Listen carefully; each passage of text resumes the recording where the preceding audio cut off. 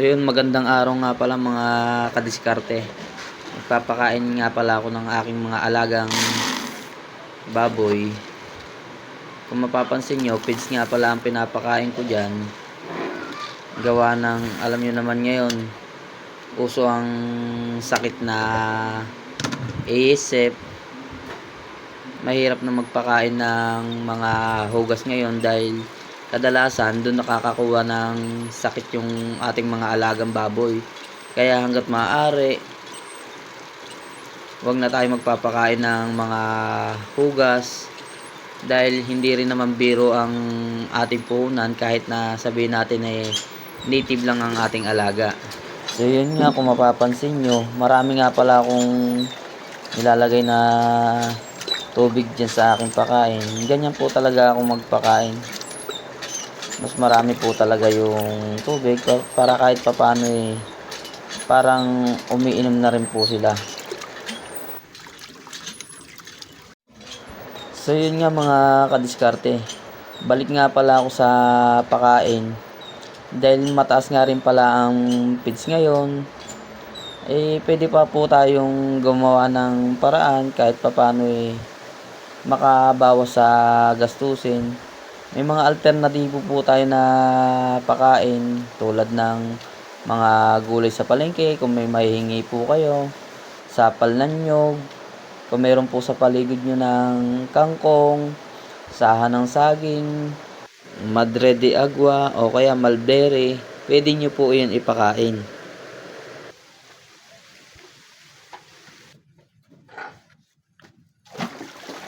So yun nga mga kadiskarte.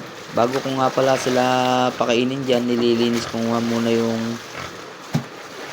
aking kulungan at nililiguan ko na rin sila dyan para bago sila kumain mapreskuhan sila.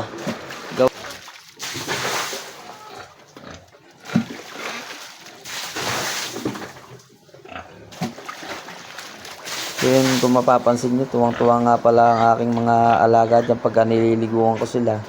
Alam nyo naman sa panahon ngayon, sobrang init. Tapos yung kulungan ko medyo mababa pa yung bubong, kaya init na init sila. Pagka mga ganitong oras na tanghaling tapat, kaya lagi ko silang nililiguan.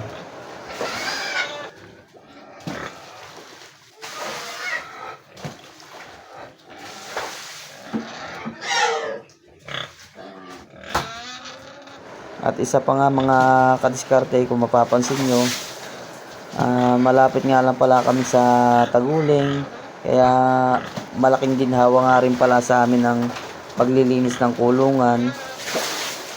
Kaya halos hindi nyo rin maaamoy kung may dumi man sila na dahil agad nalilinis namin. Dahil alam nyo naman yung dumi ng baboy mabaho rin. Kaya dito sa lugar namin nalilinisan agad kaya hindi na rin siya nai-stock, kaya hindi rin umaamoy yung dumi nila.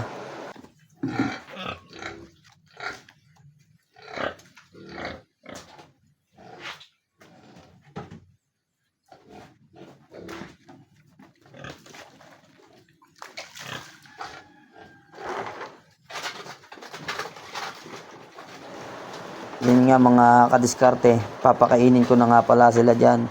Itong isa ko nga palang alaga na to, dahil ilang araw na lang manganganak na siya, konti-konti na lang yung pinapakain ko para pag manganganak na siya hindi na siya ganun mahihirapan. Kaya kung may mga baboy kayo na buntis at malapit na manganak, huwag nyo nang pinapakain ng marami, nang sa ganun kung manganganak na sila hindi po sila ganong mahihirapan.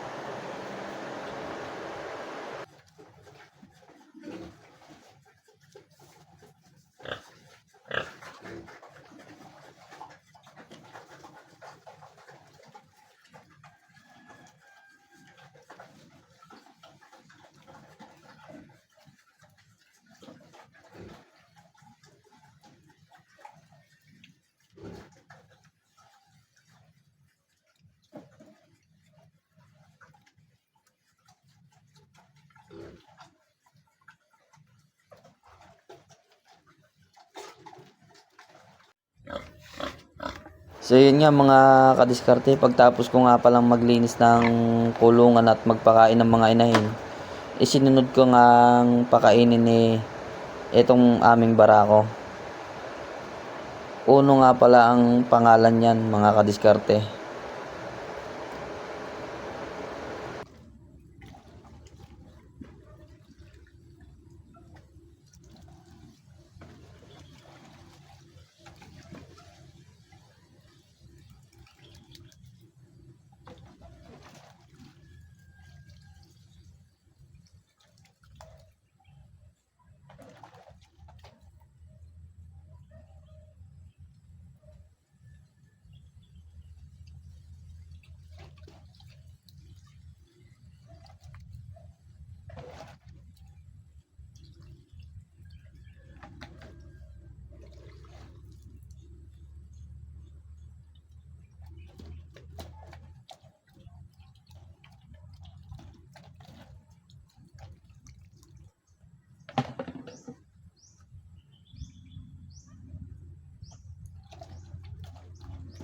Yun nga mga kadiskarte, kung tinapos nyo po tong aking video at nagustuhan nyo, paki-subscribe naman po. Maraming salamat po. God bless.